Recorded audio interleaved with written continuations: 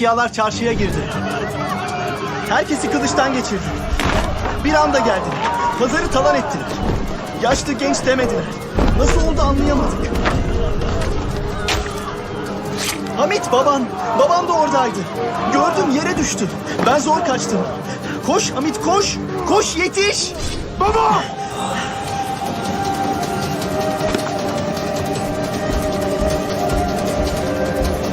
Baba!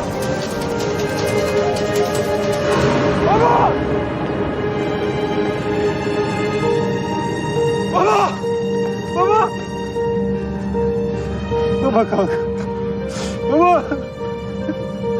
Baba! Baba!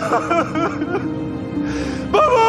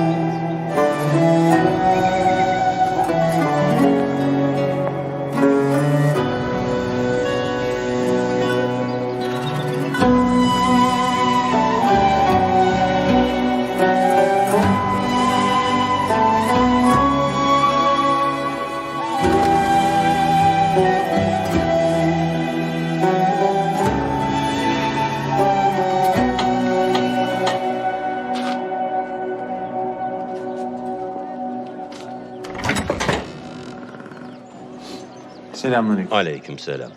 Hoş gelmişsin yani.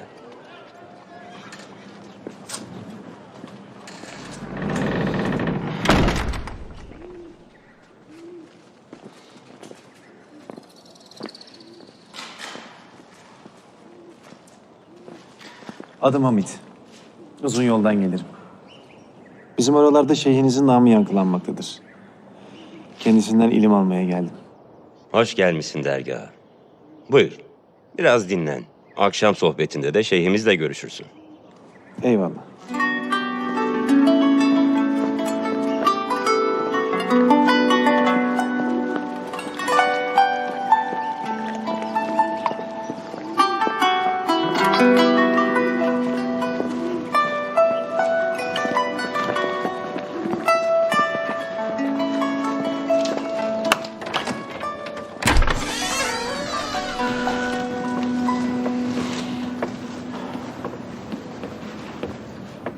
Hele biraz dinlen, soluklan. Ders başlayınca biz seni çağırırız.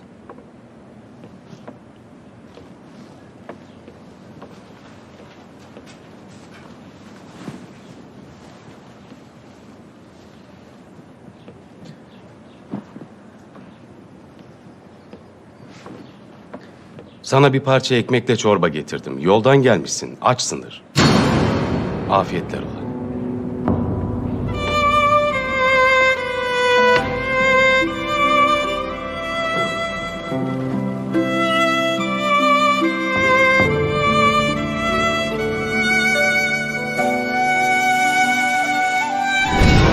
Baba kalk. Baba! Baba! Baba! Baba!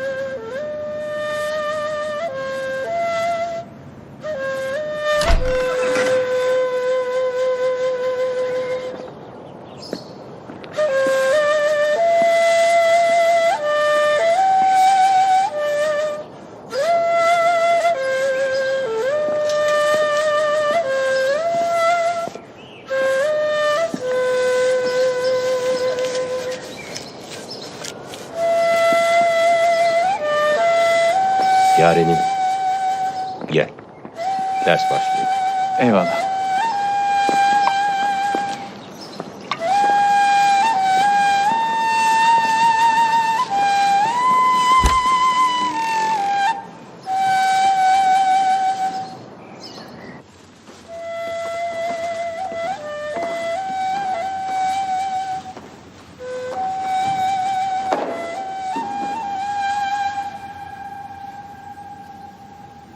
Yarenlerim,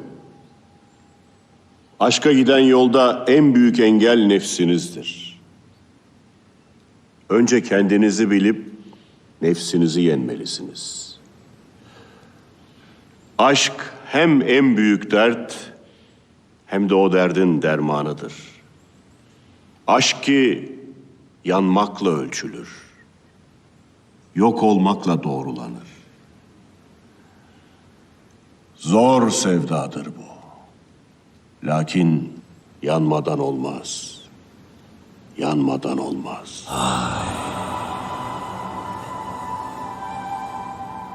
Erenler ve salihler yurdu Aksaray'a hoş gelmişsin evlat.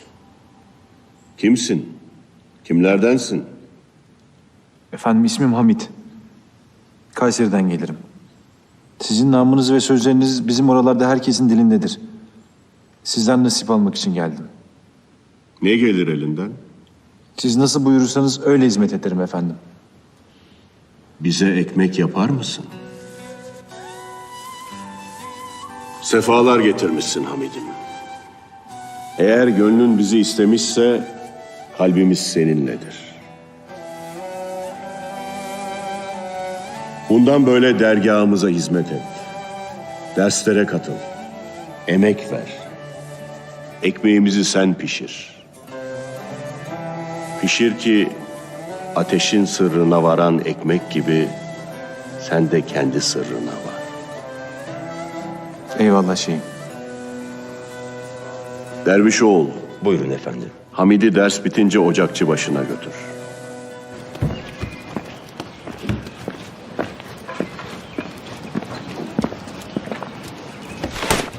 Ağır ol evlat.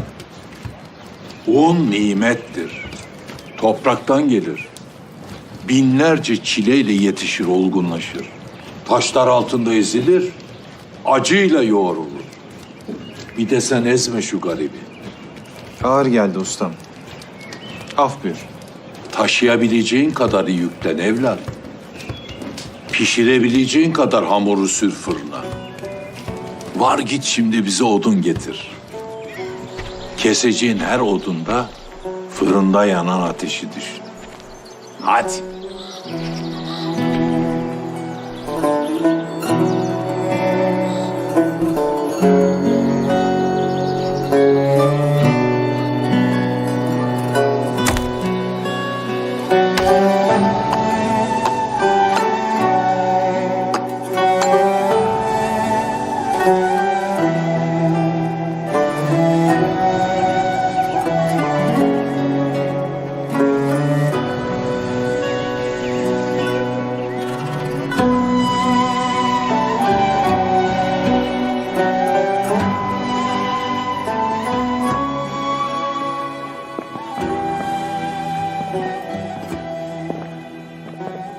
Hamid'im, bu vakte kadar odun mu topladın?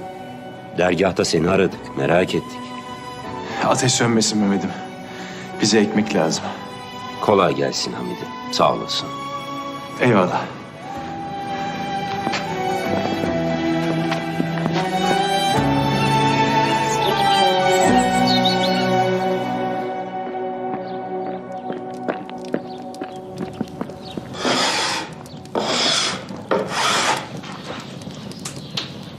Ustam, odunları nereye bırakayım? Neresi uygundur? Şu kenara bırak usulca, incitme odunlar evlat.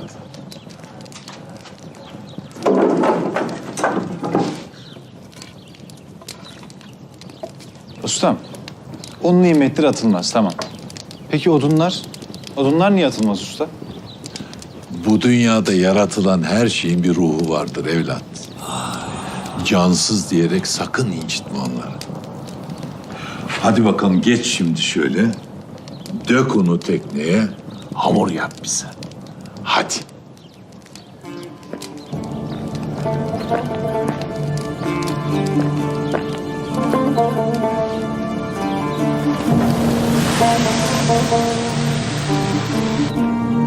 Kolay gelsin Hamid'im. Sağ olun şeyhim.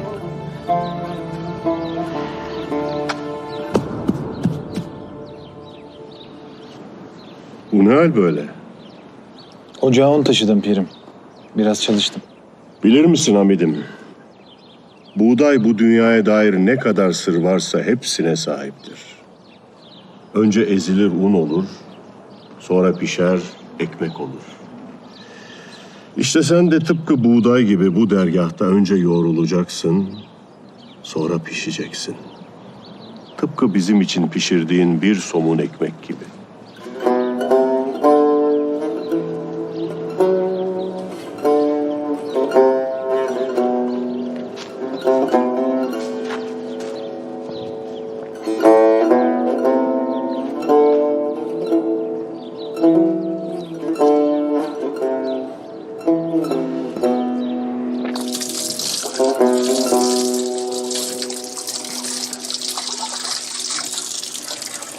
Benim işim bitti kardeş, buyur.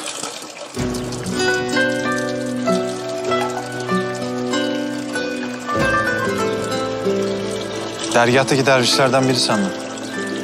Af buyur.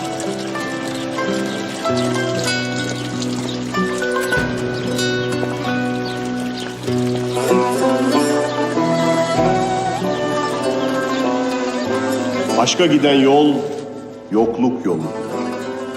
Bu yolda yürüyecekseniz, benliğinizi ve nefsinizi yok edip hiç olmalısınız. Tevazuyla boyun eğmelisiniz. Unutmayın ki, buğday başağı ne kadar dolu olursa, o kadar başını öne eğer.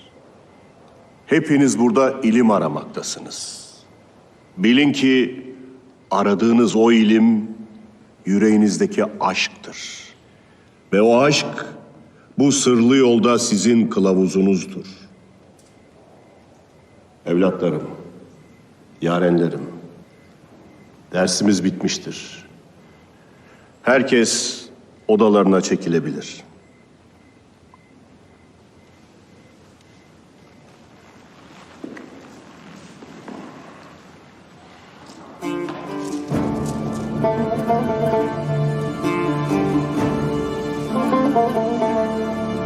Hamit oğul, neden gitmezsin?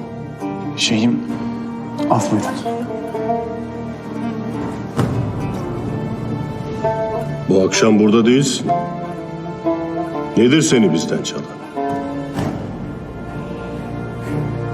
Pirim, Hamid'im, bedenin burada. Ama ruhun başka yerde. Anlaşılan bu gönül işidir. Korkma sevmekten Hamid'im. Sevmek güzeldir. İnsanı sevmeyen, Yaradan'ı da sevemez. eyvallah şeyhim.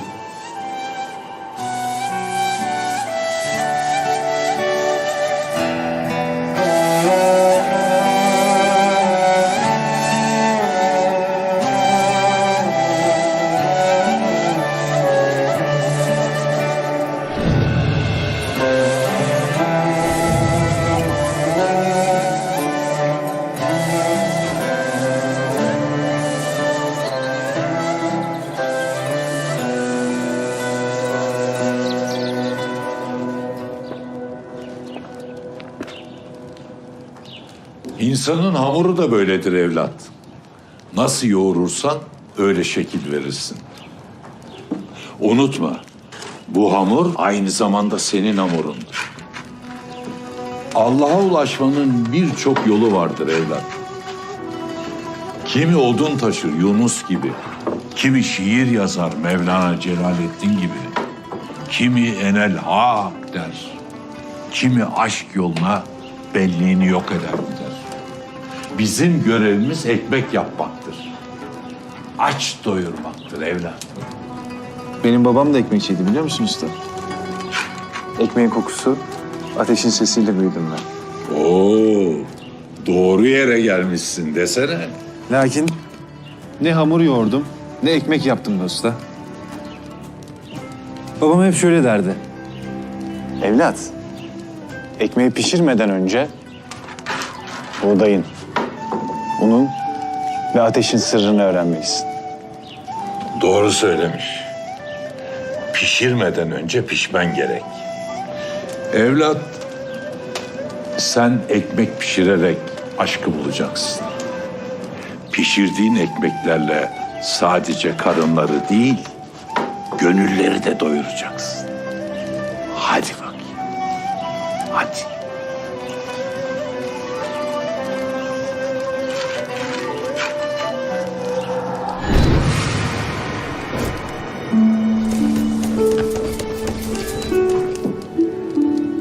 Baba, Hoş geldin oğul.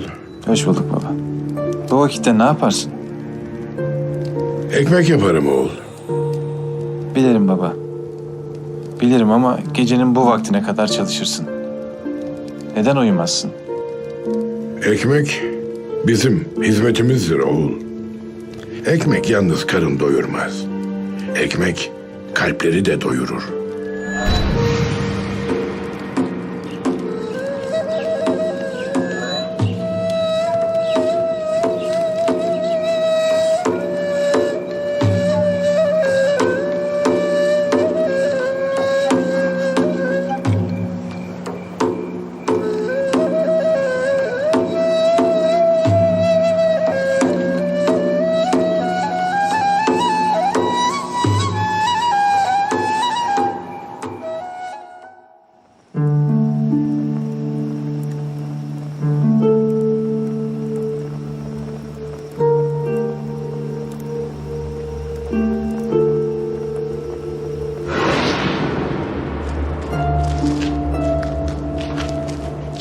Baba? Oğul. Bakma ekmek yaptığımıza. Aşıklık en büyük meslektir bize. Eğer sevgilinin yüzü yoksa gözlerimizde ne aşk kalır ne aşıklık bizde. Unutma. Bir gün uzun bir yola çıkacaksın. Aramaktan korkma. Arayanlar bulanlardır genellikle. Aşkın sırrını ara oğul. O büyük sırrı ara ve bul. Onu bulduğunda göreceksin ki... Durun! Baba! Baba!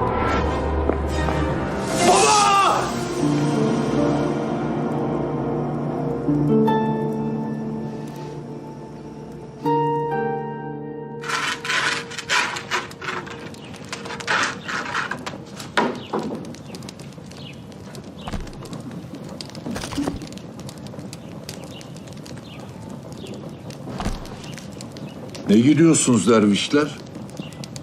Eğriyi görmeden doğruyu nasıl bileceksiniz? Ekmek işi mübarek bir iştir. Vallahi hepinizi una bularım ha. İşinizi doğru yapın. Hadi bakayım.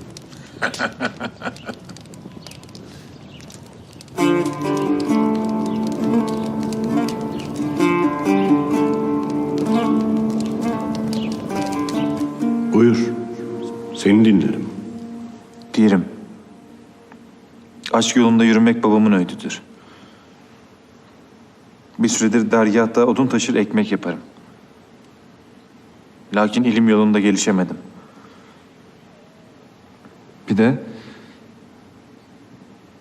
Efendim bir de... Gönlüm. Çekinme, söyle. Utanırım şeyim. Babamın vasiyetini yerine getirememekten utanırım. Korkarım. Yolumu şaşırmaktan korkarım. Ben pişmek, olmak, aşkın sırrını bulmak için hizmet ederim. Lakin gönlüm önüme engeller koyar. Pişemem. Yanamam. Anlaşılan ocağın ateşi yüreğine de sıçramış Hamid'im. Ararsın. Lakin ne aradığını bilemezsin. İstersin, lakin istemekle bulamazsın. Dünyevi aşkı tatmayan, ilahi aşkı da tatamaz. Bu dünyada aşka yürüdüğün yolda tek başına yürüyemezsin. Gönlüne yar, yoluna yoldaş bulmalısın.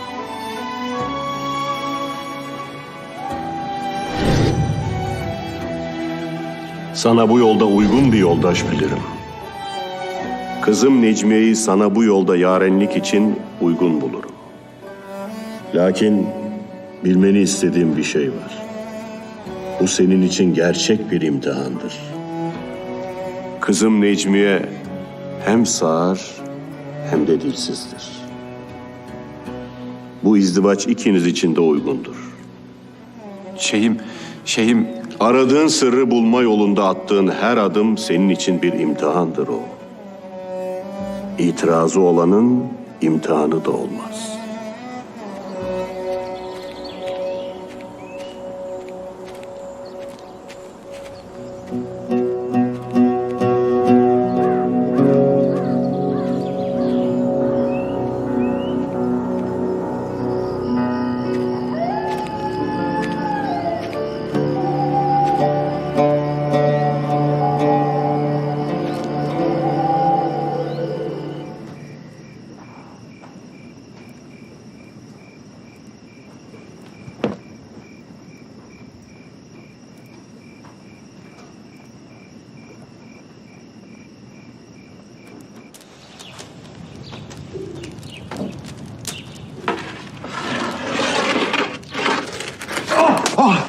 Ver evlat.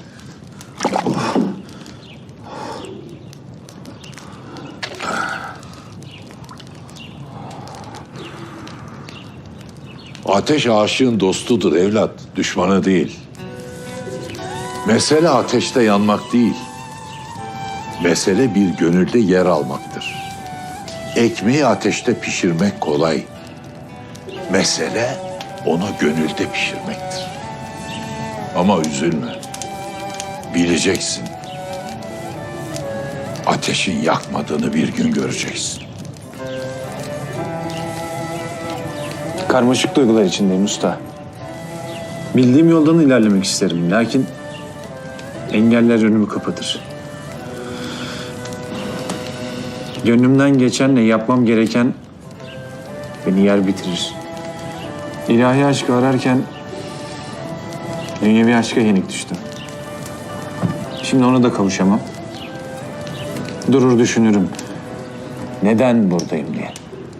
Bu yolda bazen dünya girer araya, bazen dikenleri.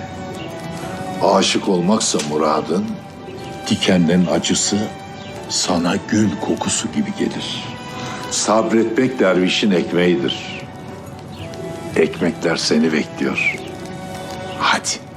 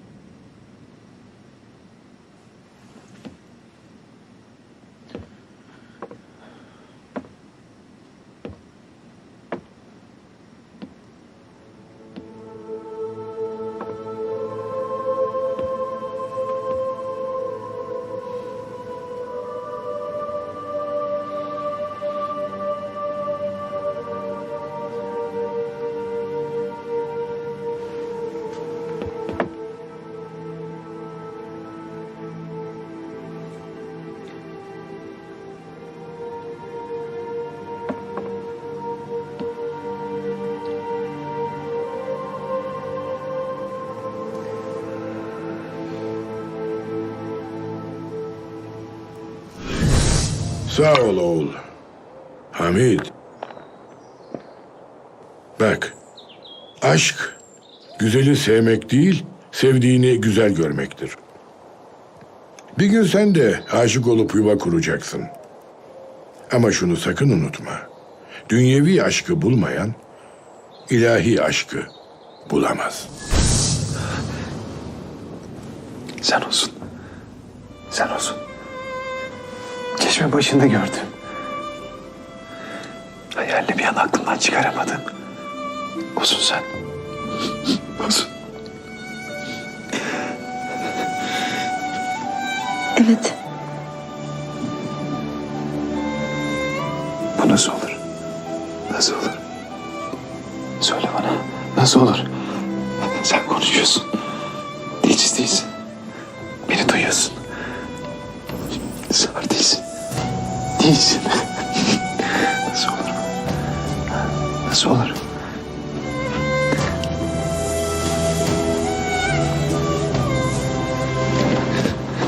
Şeyhim!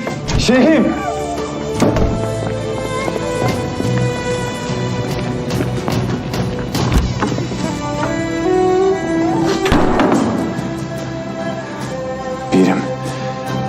Pirim, siz bana sağırdır duymaz demiştiniz.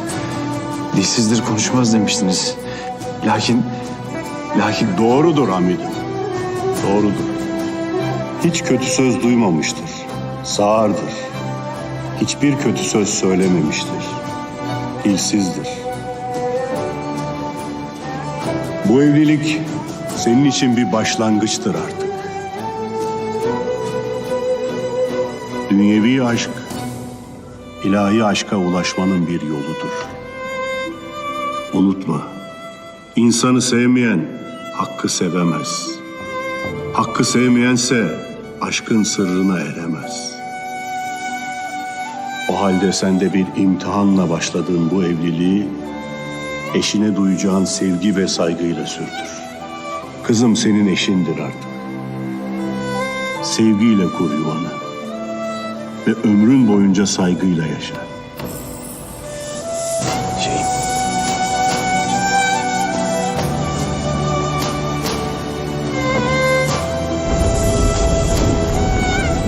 Kaderin üstünde bir kader, kararın üstünde bir karar varmış. Görünenin ardında bir gerçeği varmış her şeyin.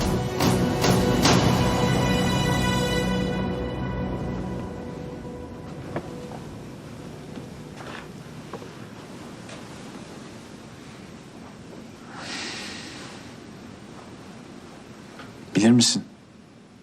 Çocukken yükseklere çıkmayı çok severdim. Tek derdim, tek hayalim göklerden toprağa bakmaktı. Her şeyi görmek, sırrını bilmek için. Babam bana hep şöyle derdi. Evlat, gözlerinle bak, lakin kalbinle gör. Sana söz veririm Ayüzlüm. Yaşadığım sürece gözlerine sevgiyle bakacağım. Sesin nefesim olacak. Varlığın sevincim. Sen benim alın yazımsın. Helalimsin. Elif boylam.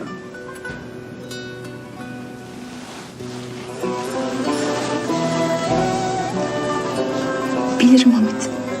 Bilirim.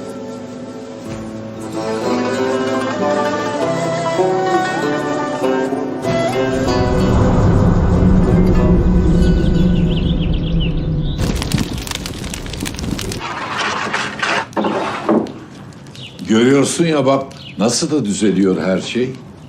Çok zor ve dikenli bir yolun sonu aydınlık da olabilir. Bıkmadan çalışmak ve sabretmek gerekiyor. Aferin evlat. Artık pişirdiğin ekmekler daha kıvamında, daha olgun. Aferin. Eyvallah ustam. Sayende.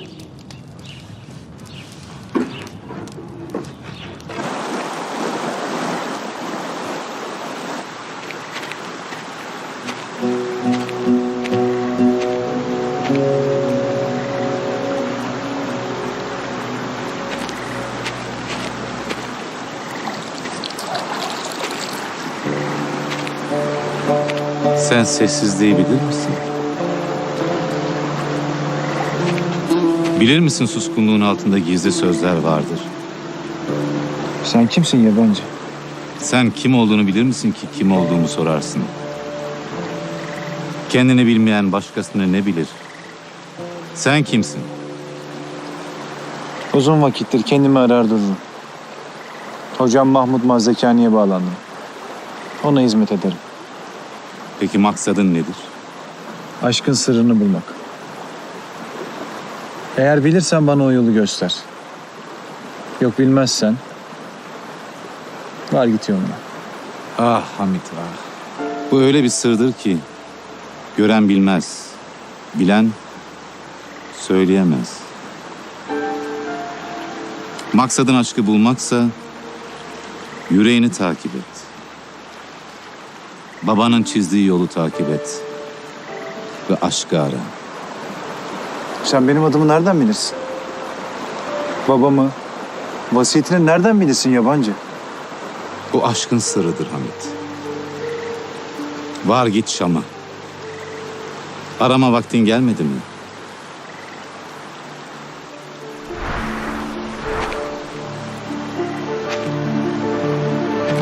Yabancı!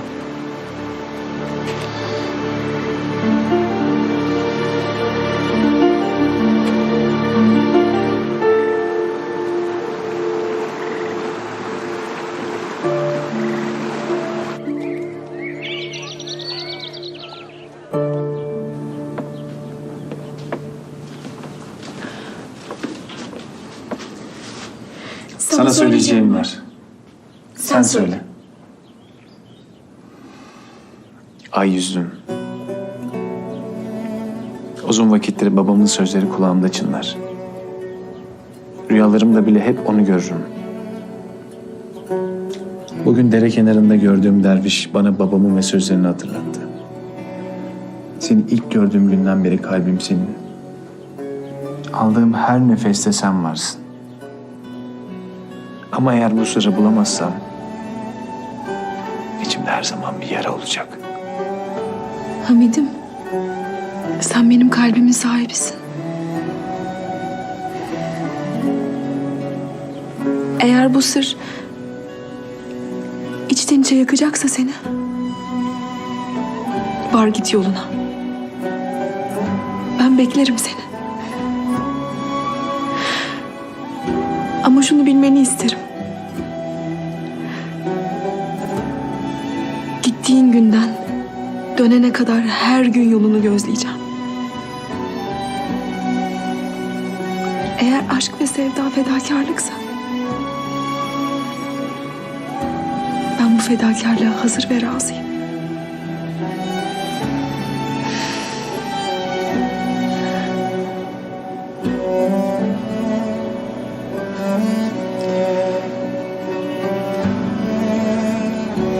Güzel gözlüm. Sen ne söyleyecektin bana? Ben sana hırka örmüştüm. Onu göstereyim diyecektim.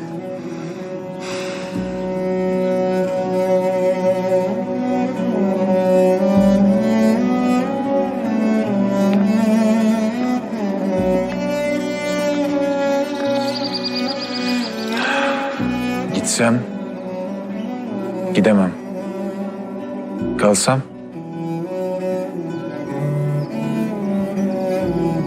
İyilik de sensin, kötülük de. Eğer sırrını arıyorsan aşkın ve bulman için gitmen gerekiyorsa durma git. şeyim hep aklımdadır eşim. Nasıl bırakırım onu? Eşin ve ailen burada seni bekler. Gözün arkada kalmasın. Eğer gidince yüreğindeki ateş sönecekse git ve o ateşi söndür.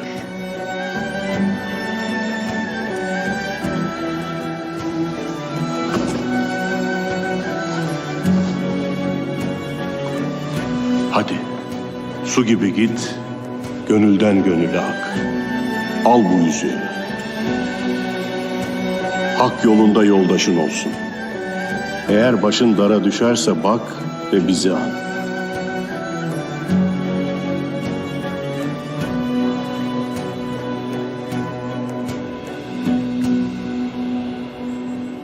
Pirim.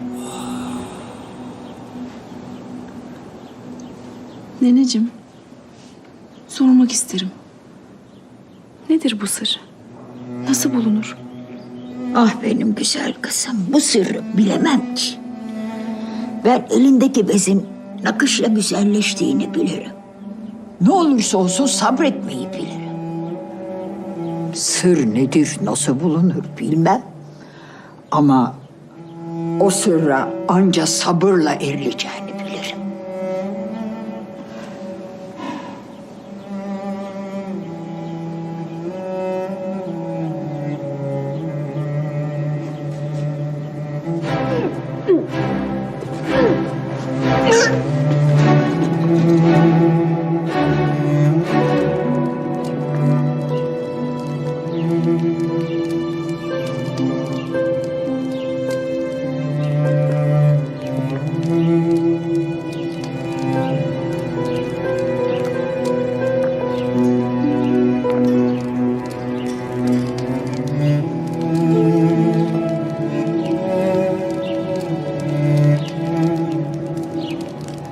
Benim güzel kızım, madem canında bir can taşırsın, neden söylemezsin eşine?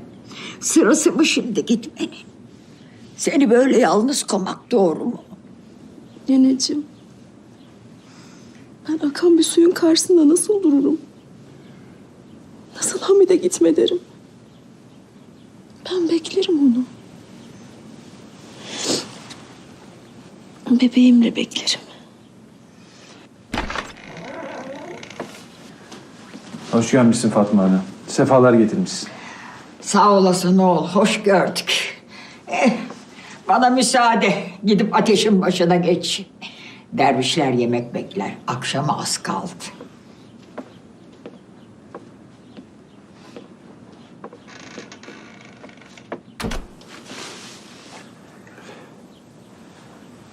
Hazırlıklar tamam. Gitme vakti. Benim için de çok zor Elif Boylum. Seni böyle bırakıp gitmek içimi yakar. Tasalanma Hamid'im. Sen benim eşimsin. Gönlüm senin. Hep senin kalacak. Aradığını bulman için dua edeceğim. Bulduğunda dönmen için dua edeceğim. Yolun açık olsun.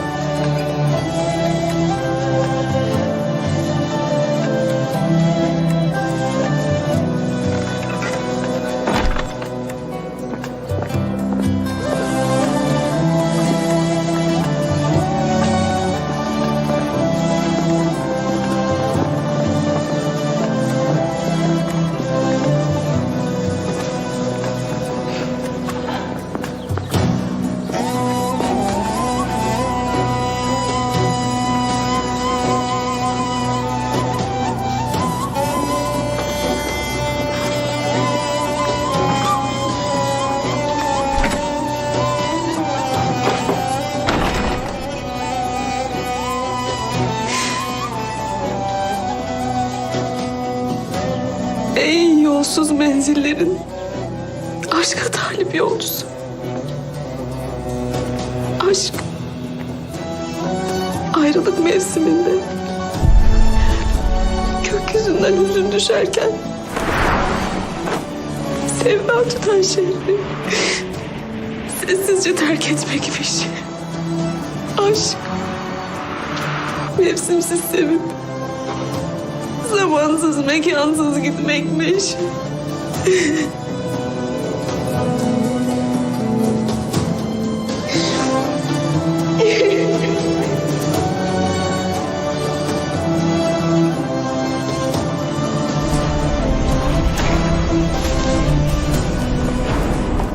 Neden söylemedin güzel kız? Hamit baba olacağını bileydi gider miydi hiç? Söyleseydin gitmezdi.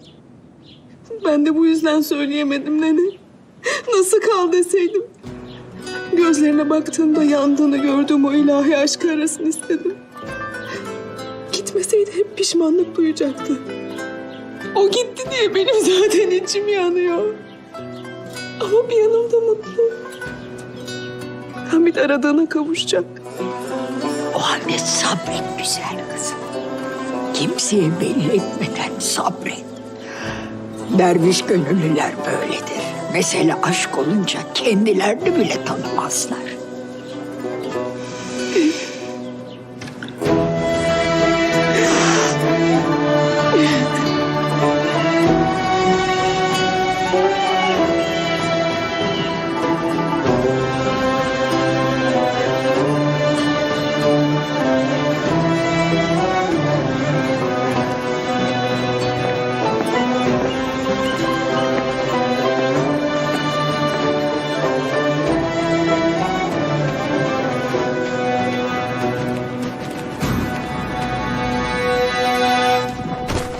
Ver cevizlerimi. Cevizlerin hepsi benim hakkım. Hayır. Ağacı o kadar tırmandım ben. Durun! Evlatlar durun.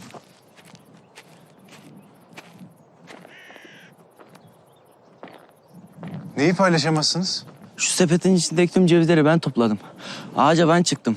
Dallara ben tırmandım. Şimdi gelmiş benden tüm cevizlerimi ister. Hayır, o ağacı ben buldum. Tırmanırken ben yardım ettim.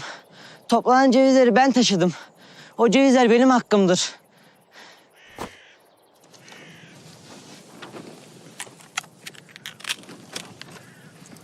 Bunlar için mi kavga edersiniz?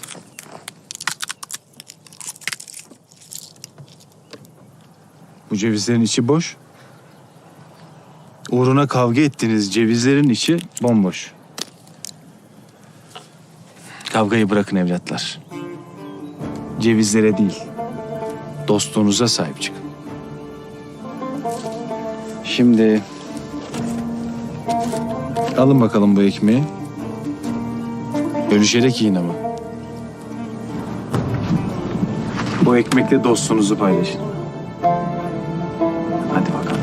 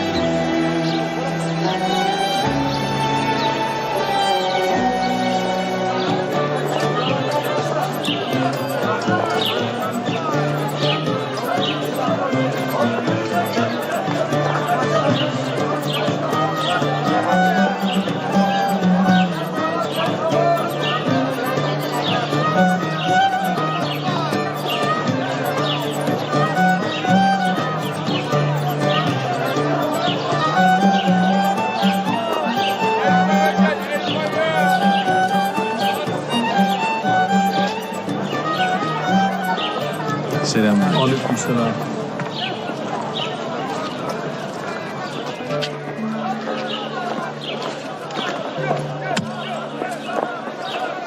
Adın ne senin? Musa. Musa.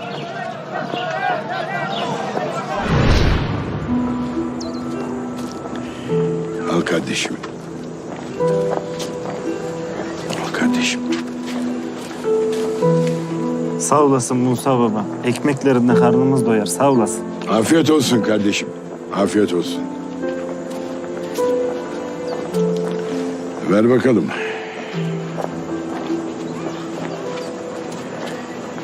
Ekmeğimizi kabul ettiğin için teşekkür ederiz kardeşim.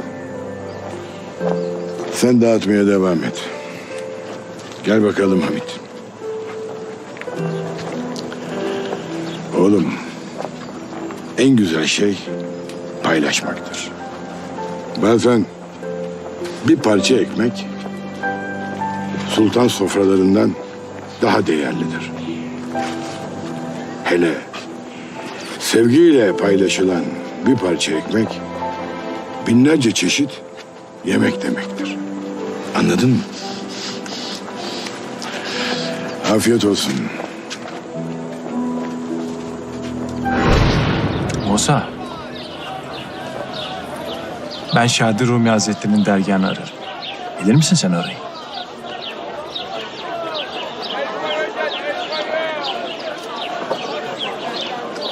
Al bakalım.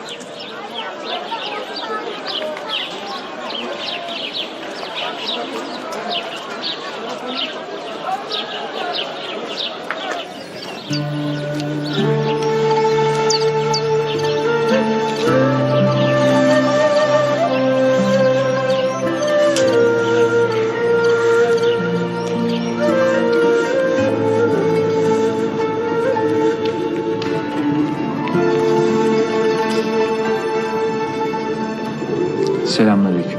Aleykümselam. Ben Şadi Rumi Hazretleri'ni ararım. Eyvallah. Lakin şeyhimiz yolculuktadır. Sefere çıkmıştır. Nerededir peki? Ne zaman gelir? Dervişim, sen yolculuğu bir yerden bir yere gitmek mi sanırsın? Ben Bu yolda ancak bir yere kadar yürürsün. Bir yerden sonra sadece götürülürsün. Haberini aldık. Hadi gel. Şeyhimiz der ki, gönlün benimle olursa Yemen'de olsan bile yanımdasın. Gönlün benimle değilse yanımda olsan bile uzaktasın.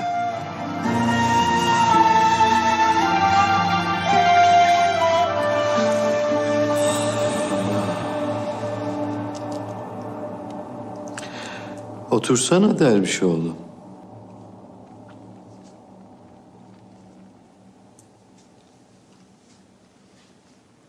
Hoş gelmişsin Dervişoğlu.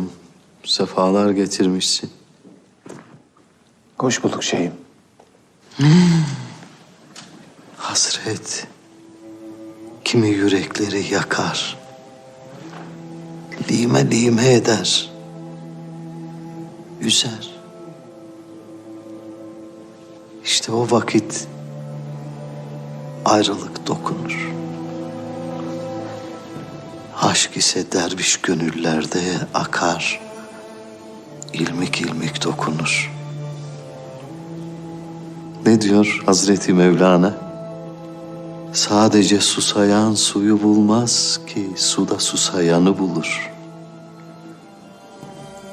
Efendi Hazretleri. Bir süredir arayıştayım. Aksaray'da hocam Mahmud Mazekani'ye bağlandım. Ona hizmet ederim. Lakin içim içime sığmaz. Derin boşlukta hissederim kendimi. Pirim. Aşkın sırrını ararım. Nasıl bir sırdır bu aşk?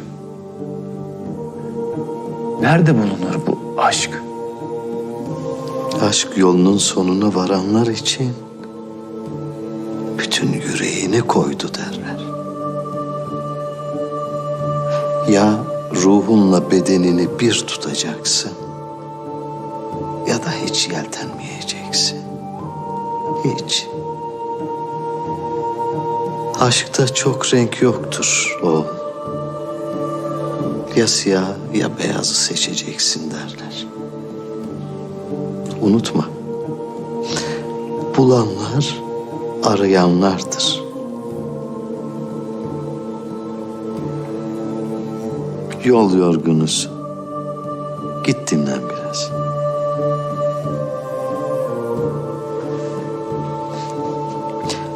Ha Hamit oğul. Ekmeği ateş, dervişi aşk pişirir derler. Eyvallah şeyim. Eyvallah dervişim. Eyvallah.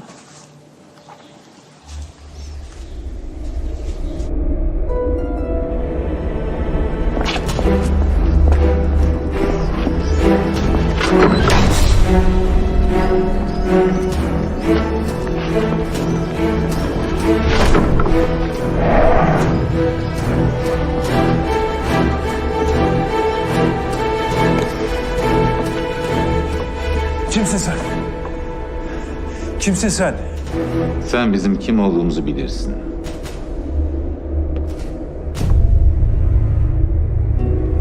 Sen. Beyazıt Bestami'yim ben. Hamit. O büyük sırrı arama yolculuğunun başındasın. Aşk başta ham olur. Ateşle yanar, pişer, olgunlaşır. Aşağı akıl rehber olmaz. Gerçek rehber onun kalbidir. Dergahımı, eşimi, her şeyi bıraktım. Aşkın sırrını ararım. Nefsini terbiye edeceğin, kalbini tamamen temizleyeceğin bir yolculuktasın. Bu yolda bulacağın her şeyi kalbine yaz. Ve bekle. Ya sen onu, ya o seni bulacak.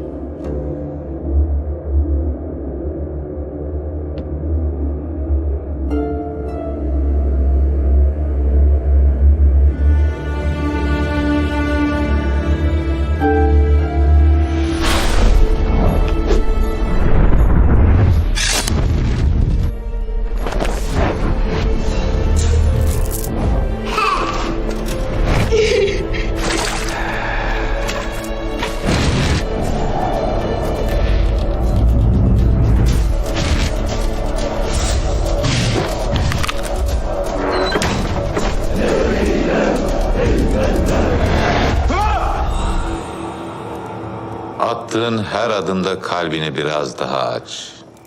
Unutma, gördüğün her şeyin bir sebebi var.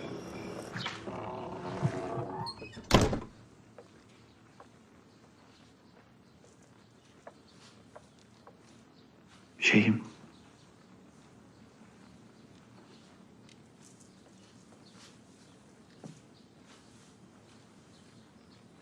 Buldun mu aradığını?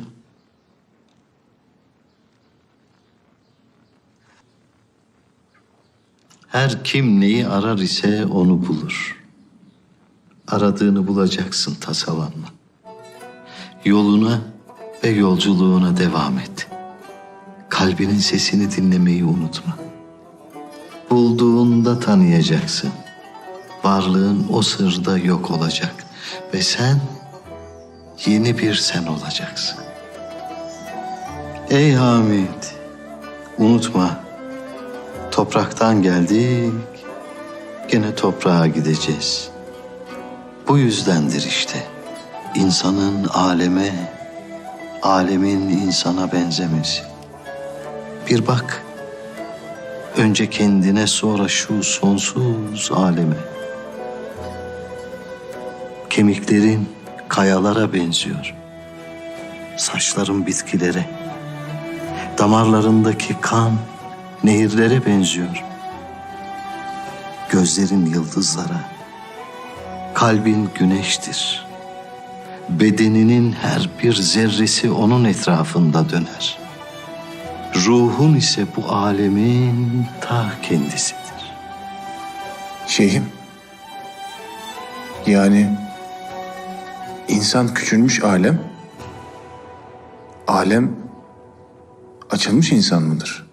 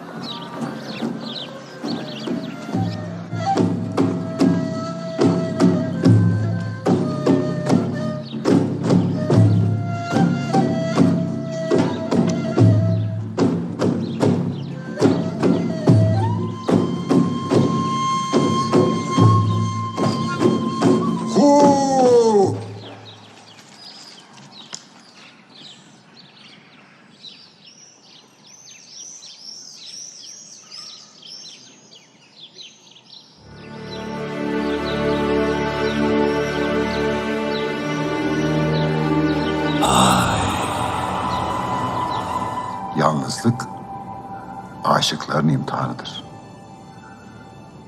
Şimdi önemli bir yerdesin Hamit. Bunca yer gezdin. Aşkı aradın. Artık kendinle yüzleşme vaktidir. Aşkın sırrını mı ararsın? Hem arar hem sorarım. İçim içime dar gelir efendi hazretleri. Peki hazır mısın? Ne yapmam gerekirse hazırım. Tüm varlığımla yansam bile hazırım. O halde gel benimle.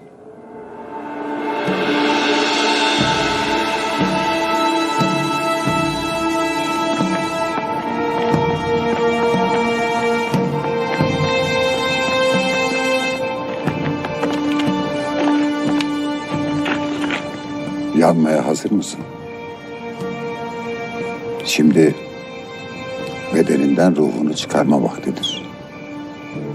Halvete girme. Dünyadan sıyrılma vaktidir. Her şeyi terk etme. Sırra erme vaktidir. Hadi. Nasibini yaşa. Onu hisset.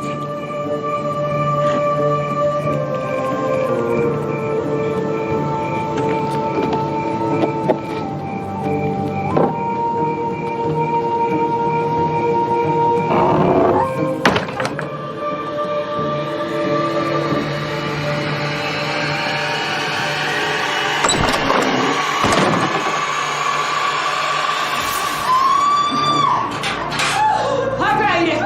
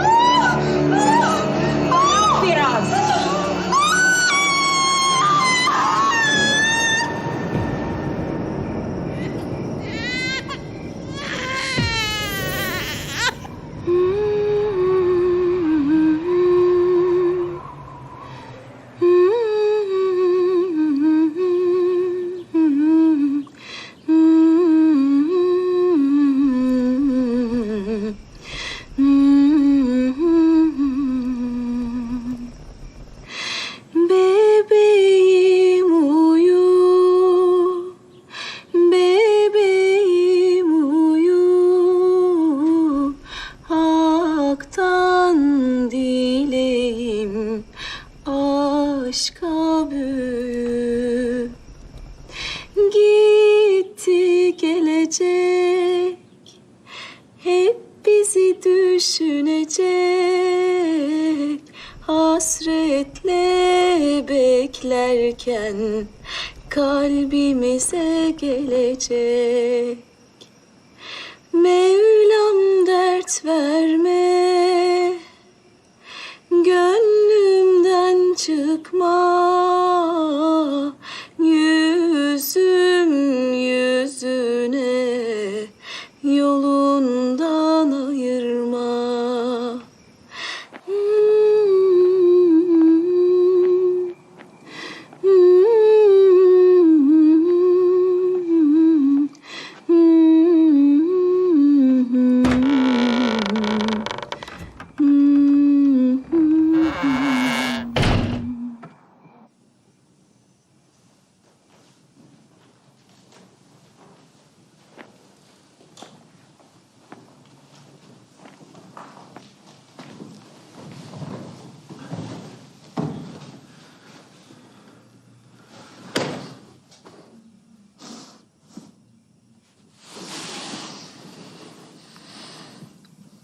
Hayırlı ola. Aşkın perdelerini açtın. Artık hem bedeninle hem ruhunla yürüyeceksin. Şimdi düğün vaktidir Eren'im. Birlikte zikredelim.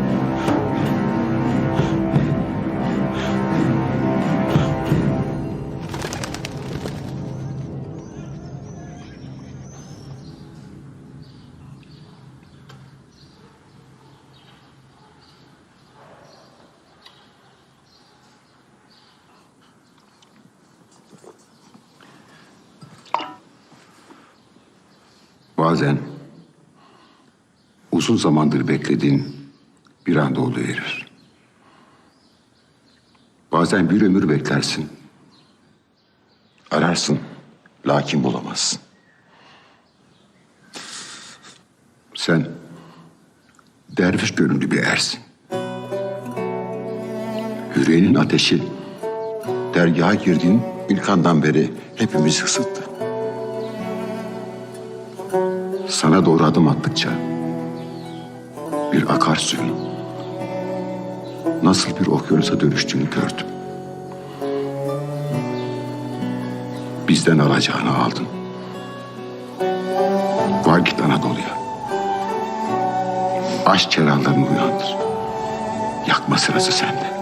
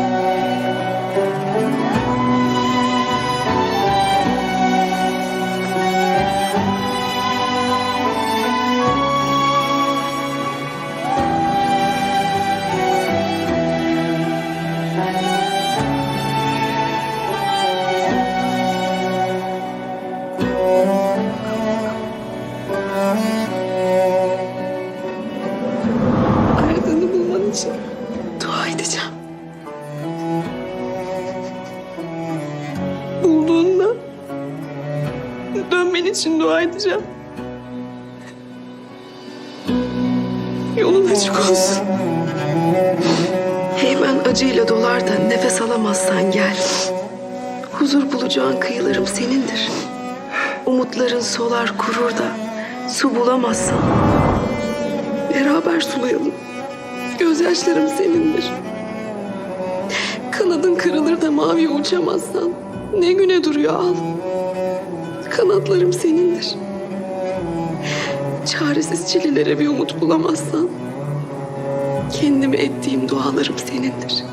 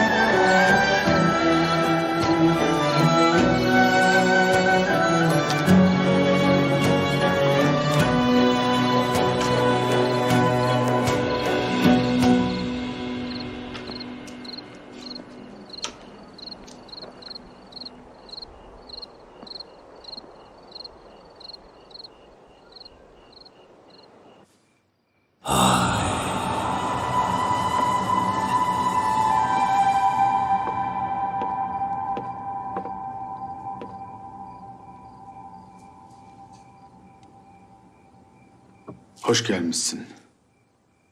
Bize dost kokusu getirmişsin. Eyvallah. Şeyh Erdebili Hazretleri'nin selamını getirdim. Eyvallah.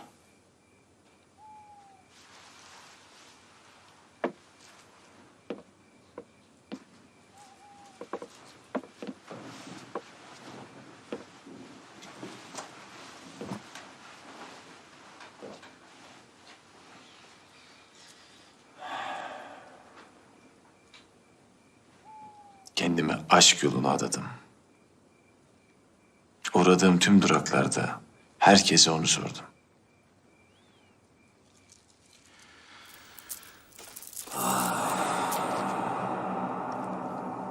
Aradığını buldun mu?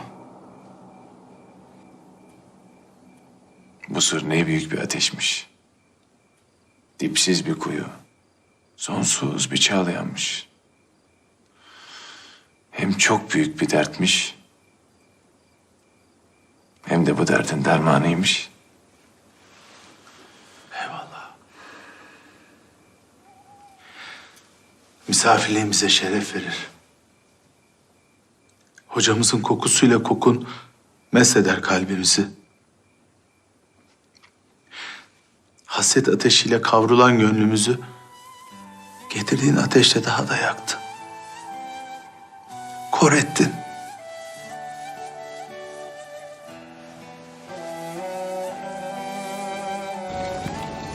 Eski zamanda bir derviş varmış. Kendine dergah ararmış. Bir dergah bulmuş. Ama o dergahta tamamen doluymuş. Şeyhe, dergahınızda bana da yer var mı diye sorunca, şeyh eline boş bir tas alıp ağzına kadar su ile doldurup dervişe uzatmış. Derviş o dergahta ona yer olmadığını anlamış. Lakin küçük bir gül yaprağını tasın içerisine koyup şeyhe vermiş. Şeyh tebessüm etmiş ve sadece bedeniyle değil, gönlüyle orada olan o genç dervişe dergahının kapılarını sonuna kadar açmış. Hamid'im biliriz. Sen de bedeninle değil, gönlünle buradasın. Gönlümüzde her daim sana yer vardır. Darende varlığınla huzur bulacak. Eyvallah. Burada bulunmak, dost gönüllerle sohbet etmek büyük bir sevinçtir. Lakin yolumuz uzun. Şehri Süleyha'da bekleyenimiz var. Aşk yolcusuna durmak değil, gitmek düşer. Yolun açık. Gittiğin her yerde aşıklar yoldaşın olsun. Aksaray'a selam olsun.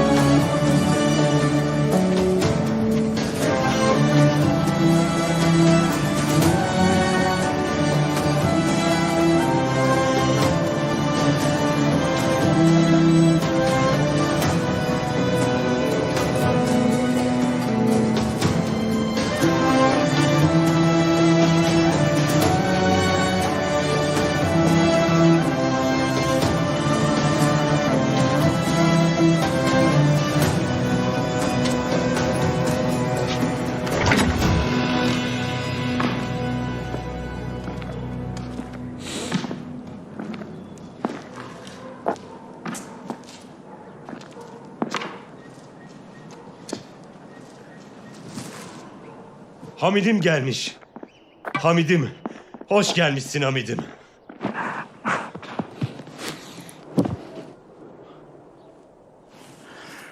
Hoş gördük Mehmet'im, hoş gördük. Hocam yok mu? Necmiyem nerede? Hamid'im, hocamız Hicaz'a kutsal yolculuğa gitti. Ama diğerleri afiyette. Sen dur bekle. Ben herkesi çağırıyorum.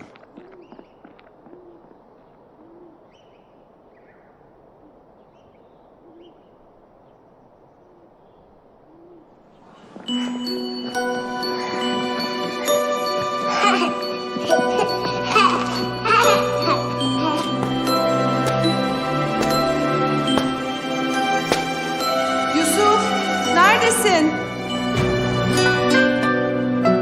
Yusuf, oğlum dur.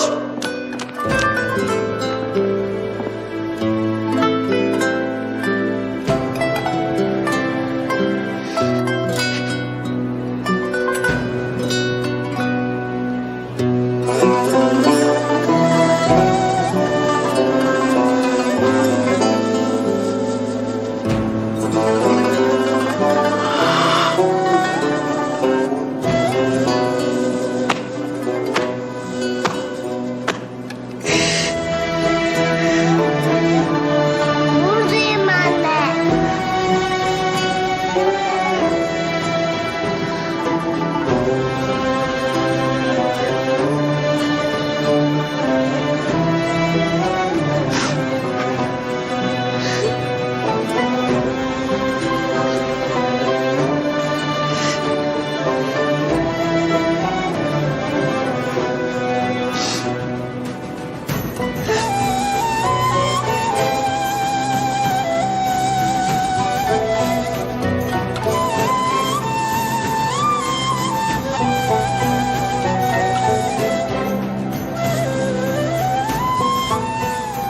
Oğlum.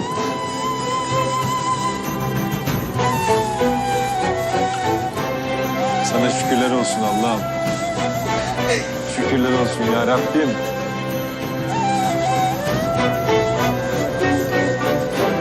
Şükürler olsun. Rabbim sana şükürler olsun. Yusuf. Baba.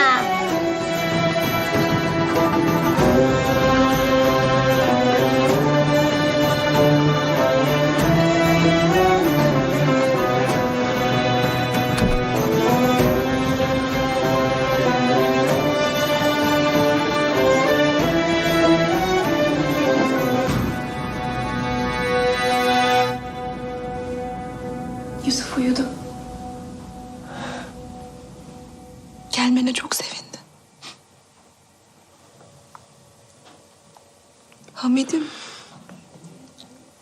Sanma ki Yusuf yokluğunda sensiz büyüdü.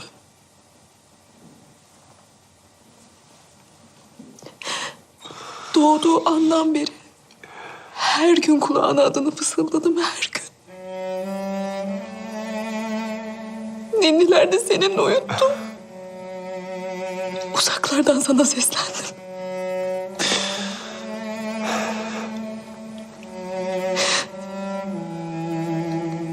Söylenmemiş sessiz cümleler söyledim hasretine. Sen benim hem hasretim, hem bekleyişim, hem ümidim oldun. Hoş geldin Hamid'im. Hoş geldin. Ay yüzlüm. Uzaklarda gece gündüz aşkı ararken sanma ki sen yoktun. Attığım her adımda, aldığım her nefeste, yaşadığım her anda sen vardın. Yanımdaydın. Aç kaldım. Üşüdüm. Acı çektim. Lakin yılmadım. Aşkın sırrını aramak için çıktığım bu yolda hem kolum oldun hem kanadım. Yalnız gecelerimde gözlerinin hayali ay ışığı oldu bana. Titreyen dudaklarım adını andıkça teselli buldu. Şimdi buradayım. Yanındayım. Hasreti vuslata döndüren Allah'ıma şükürler olsun. Şükürler olsun. Çok şükür. Çok şükür.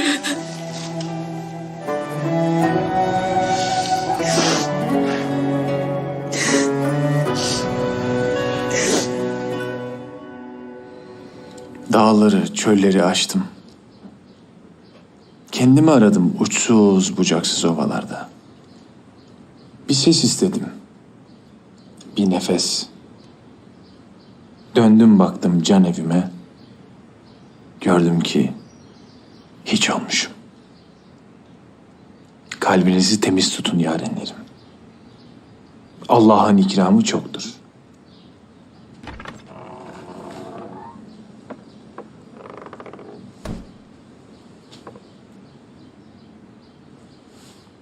Hoş gelmişsin. Hoş gördük pirim. Adım Numan. Engür'den gelirim. Adınız bizim oralara kadar ulaşmıştır. Onca ilim okudum. Aradığımı kitaplarda bulamadım. Sohbetinize katılmak isterim. Sizden nefes isterim. Yaz kış gömlek giyen bir derviş varmış. Hayatı tek bir gömlekle yaşarmış. Onun bu halini soranlara cennetin en güzel sofrasının sadece tek gömleği olan fakirlere ayrıldığını söylermiş. Yarenlerim, mesele dışı değil, içi güzelleştirmektir. Yarenin ne gelir elinden? Nasıl hizmet edersin bize? Bizimle ekmek yapar mısın?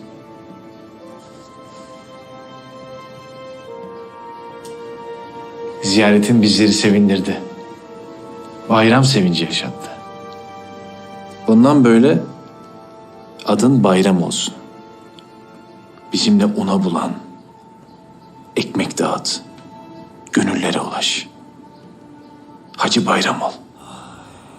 Eyvallah pirim.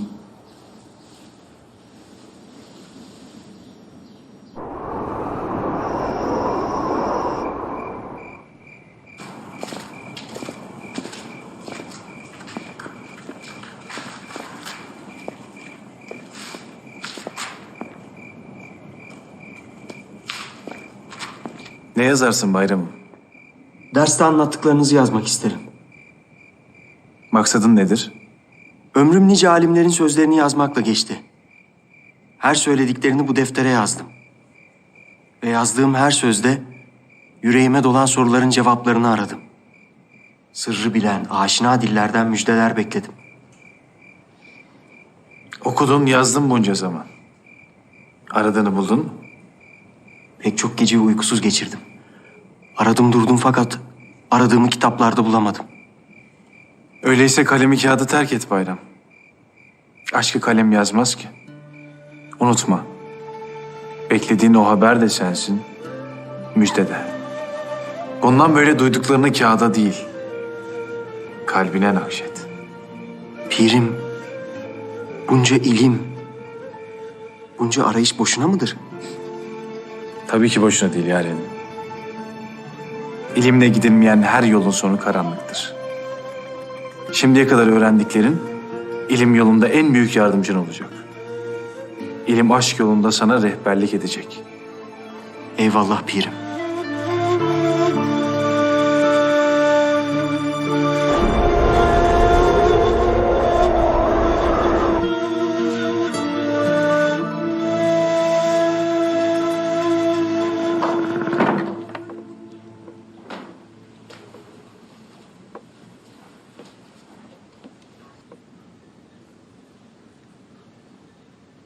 Yarenim,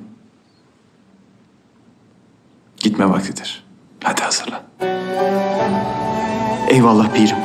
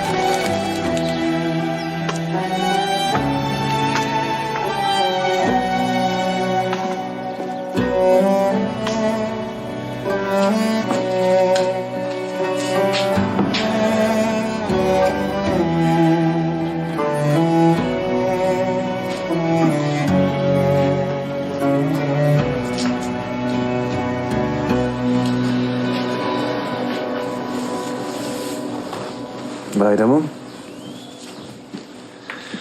Hadi bize odun getir. Ateşimizi yakalım. Eyvallah pirim.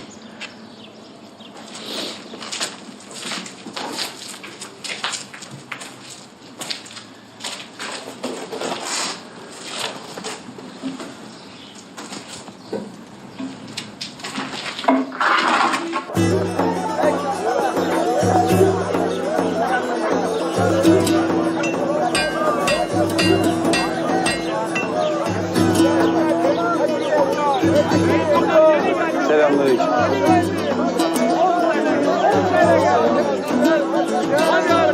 Kolay gelsin.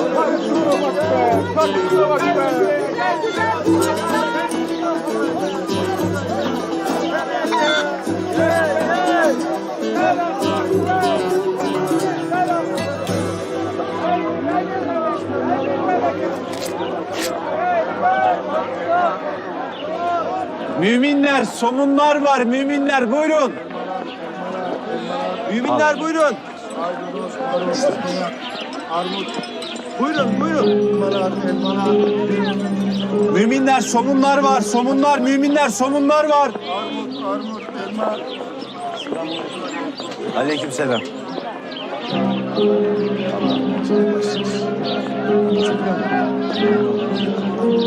Yaptığı zaman her şey bambaşka olur. Somunlar müminler, somunlar müminler.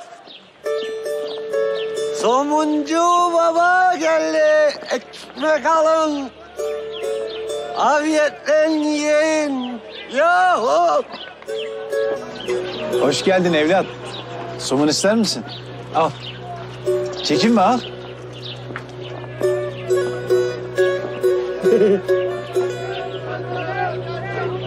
Al hadi.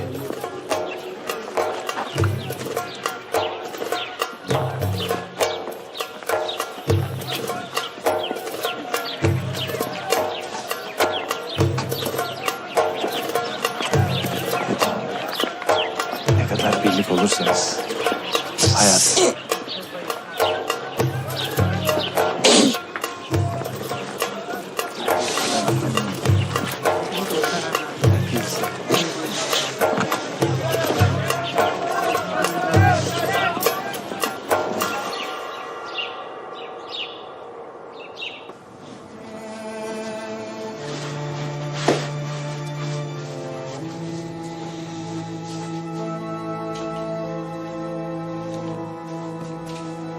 Selamun aleyküm baba.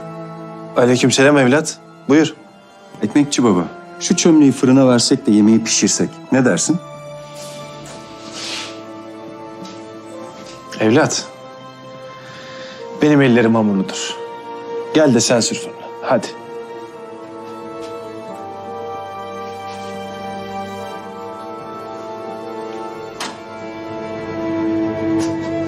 Bekle evlat. Bekle. Birazdan pişer. Fakat ocak... Evlat. Müsaade buyur da somunlarımızı fırına sürelim.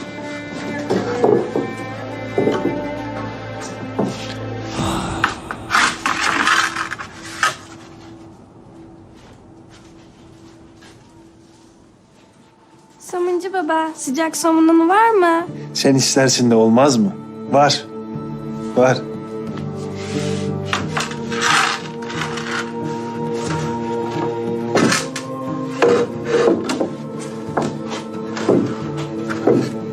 Ama dikkat et. Sıcaktır somunlar, elin yanmasın, tamam mı? Al bakalım. Sağ olasın. Hadi.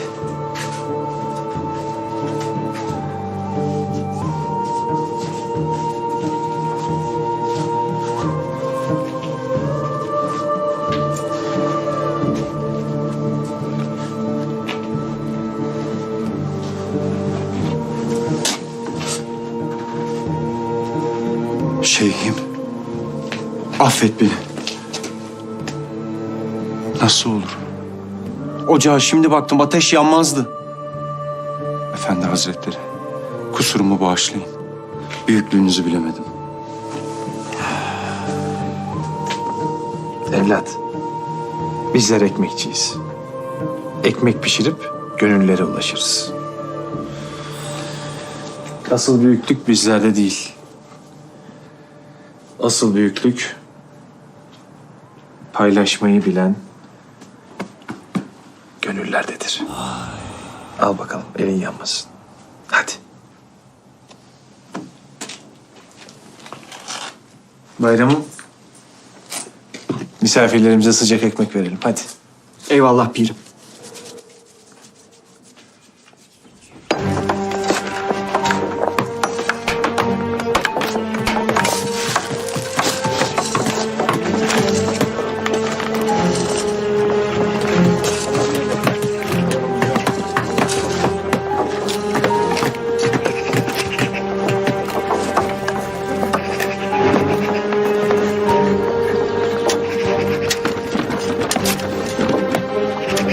Müminler, sıcak ve taze somunlarımız var. Buyurun. Somunlar kaça? Somunlar ikramımızdır. Ulu Cami inşasında bizim de bir taşımız olsun. Sağ ol baba. Sen sağ ol. Allah senden razı olsun. Al evlat. Allah senden razı olsun. Afiyetler ola dostlar. Allah sizden razı olsun. Ben seni bilirim. Ben seni bilirim. Hoş gelmişsin evlat.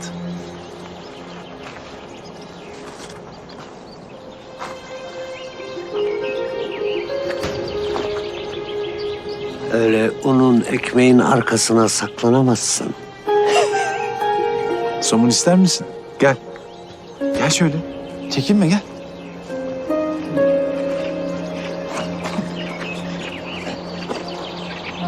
Ben senin sırrını bilirim.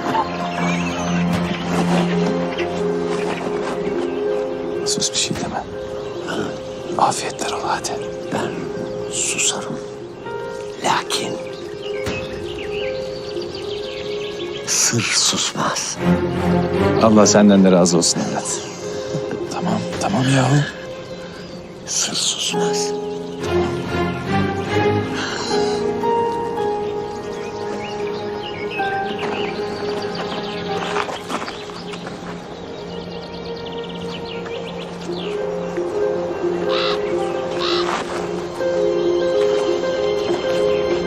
Müminler, somunlarımız ikramdır.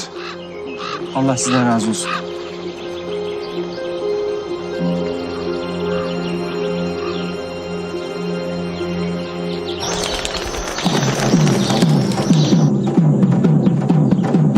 Ey ahali! Duyduk, duymadık demeyin! Bursa'mızın medarı iftiharı, zaferimizin şiarı, Ulu Camimizin Cuma namazında açılışı var. Ulu Hakanımız Yıldırım Han tüm halkımızı açılışa davet eder. Duyduk, duymadık demeyin.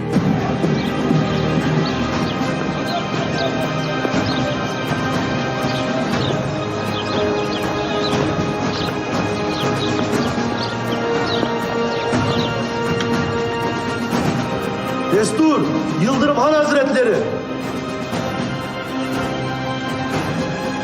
Bismillahirrahmanirrahim.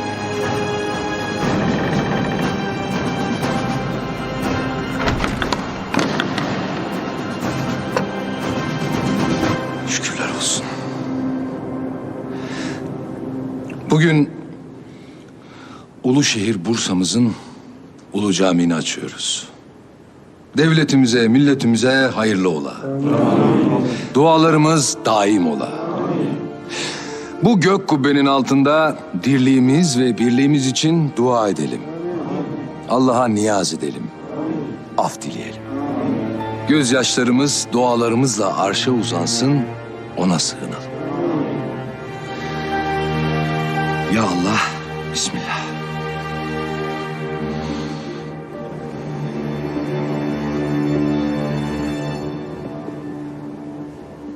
Allahu Ekber, Allahu Ekber.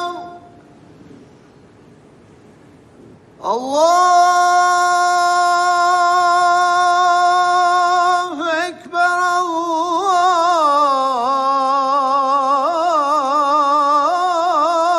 Allahu Ekber. Molla Fenari, caminin açılış hutbesini emirin okumasını isterim. Siz nasıl uygun görürseniz sultanım. Emirim, hadi hutbemizi okuyun, namazımızı kıldırın, birlikte dua edelim. Sultan Baba, ilim ve irfanla zamanın en büyük alimi aramızdayken bize hutbe okumak düşmez. Müsaade buyurursanız onu davet edelim. O okusun hutbemizi. Kimden bahsedersin emirim? Kimdir bu zat? Halkın Somuncu Baba diye bildiği Aksaraylı Şeyh Hamidi Veli'dir. Cami yapımında ekmek dağıtmış. Büyük bir alim, ulu bir bilgedir. Kendini saklar, halka hizmet eder. Lakin ekmeklerini pişirdiği fırında ilmini de barındırır. İyi. O halde söyleyin, hutbemizi okutsun, namazımızı kıldırsın. Emredersiniz sultanım.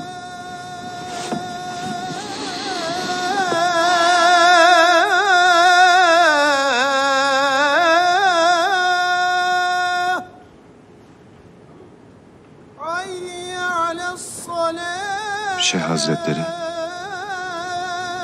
Sultanımız Ulu Camimizin açılış hutbesini sizin okumanızı ister.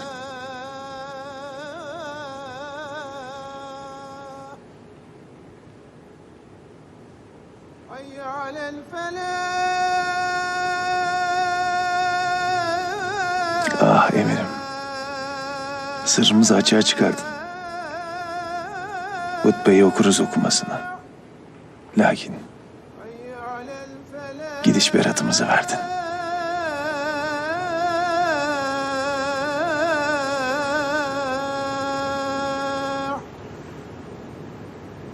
Allahu Ekber, Allahu Ekber.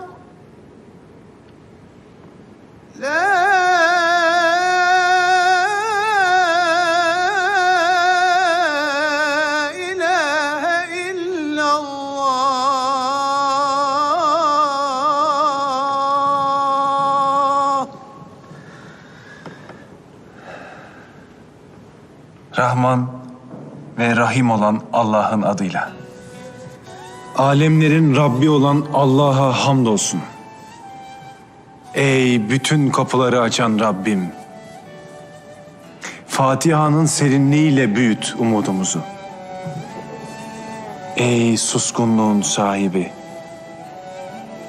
Dilsiz, dudaksız sana dua ederim. Bilirim ki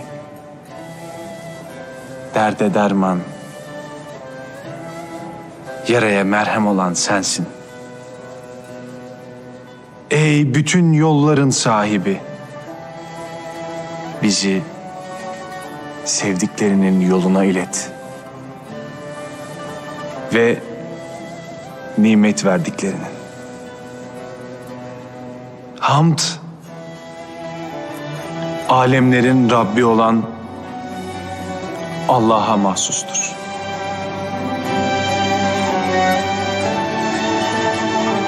Her şeyi yaratan Rabbim.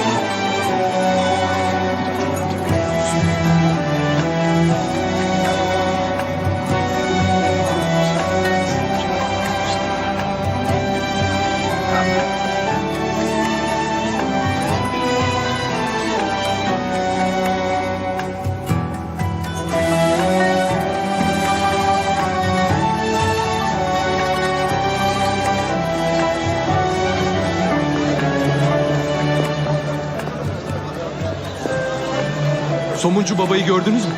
Ön kapıda cemaati selamlar. Somuncu baba arka kapıdaymış, gördünüz mü? Allah razı olsun. Ağzınıza sağlık hocam. Allah razı olsun.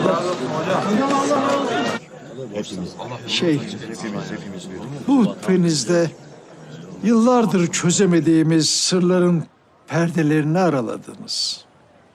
Bilinmeyen yerlerin izahını yaptınız. Sözlerinizin bir bölümünü hepimiz anlarken bazı sözlerinizin derinliğini idrak edemedik. Yıllardır okuduğumuz bütün bilgilerin üzerinde derin bir tefsir yaptınız. Sözlerinizle adeta arşa çıktık. Gök kubbenin kapılarını açtınız. Lütfeyleyin. Bizimle kalın. Gitmeyin. Bursa'mız sizinle huzur bulacak. Varlığınız bizlere bir hediye. Sultanımız Yıldırım Han ve tüm cemaat hutbenizle mest oldu. Şeyhim, varlığınız bize güç verir. Eğer kalırsanız tüm Bursa minnettar olacaktır. Davetiniz bizleri sevindirir. Fakir gönlümüz bir parça ekmekle paylaşır sevgiyi. Tek derdimiz ekmeğin tadıyla halka ulaşmaktır. Lakin sırrımız açığa çıktı. Nefesimizden üfledik. Artık gitme vaktidir. Zira bizim sırrımız sır olmaktır. O halde yolunuz açık olsun. Bursa sizi hiç unutmayacak. Dağıttığınız ekmeğin kokusu bu fırında, tadıysa kalbimizde kalacak.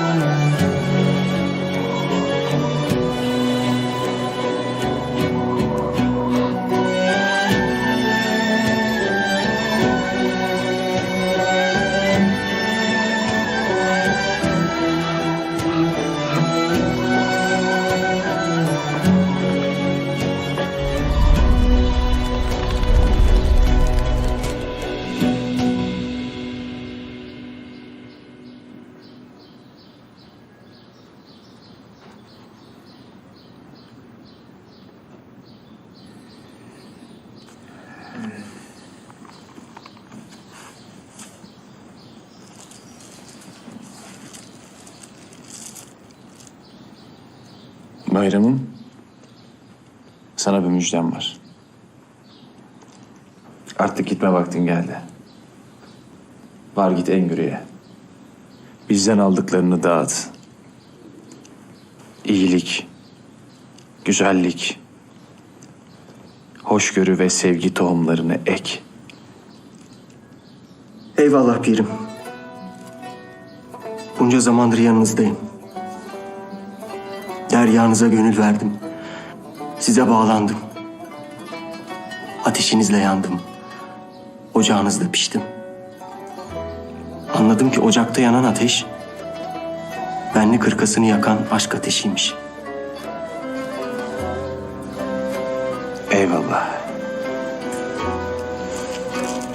Gel.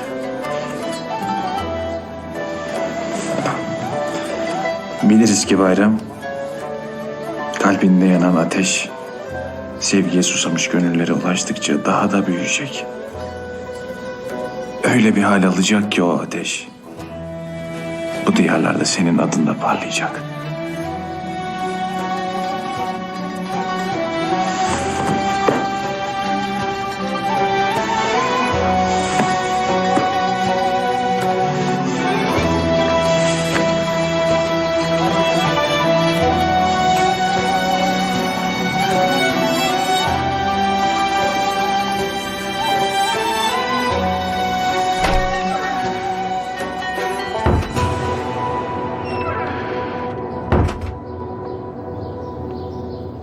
Selamünaleyküm.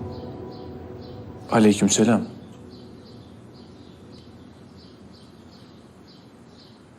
Çekinme evlat. Seni dinlerim. Efendim, ismim Hamit. Kayseri'den gelirim. Adınız, sözleriniz bizim oralarda herkesin dilindedir. Sizden nasip almak için çıkıp geldim. Hamit. Ne gelir elinden? Hamit. Nasıl buyurursanız öyle hizmet ederim.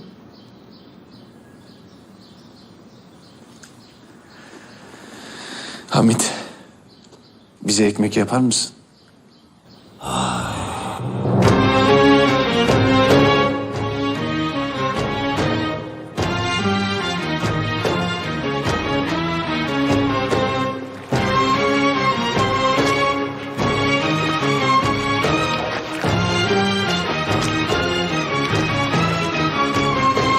Aşk için gelmişiz biz bu cihana.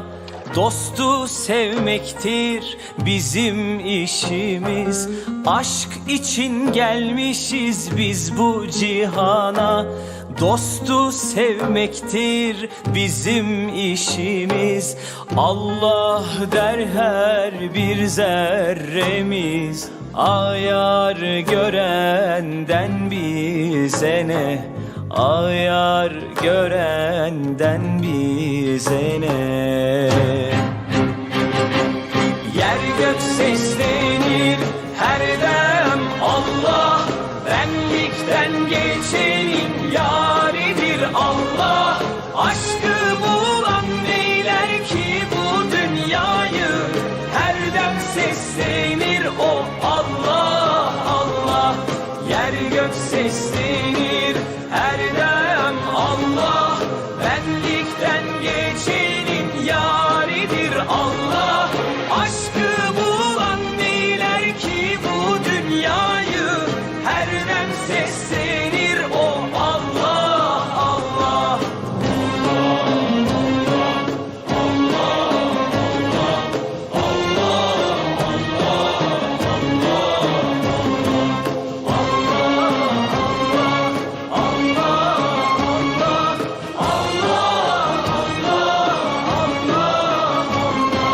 Aşk için gelmişiz biz bu cihana. Dostu sevmektir bizim işimiz. Aşk için gelmişiz biz bu cihana. Dostu sevmektir bizim işimiz. Allah der her bir zerremiz. Ayar görenden bize ne? Ayar görenden bize ne? Yer gök seslenir her dem Allah, benlikten geçenin yaridir Allah. Aşkı bulan neyler ki bu dünyayı, her dem seslenir o Allah Allah. Yer gök seslenir her dem Allah.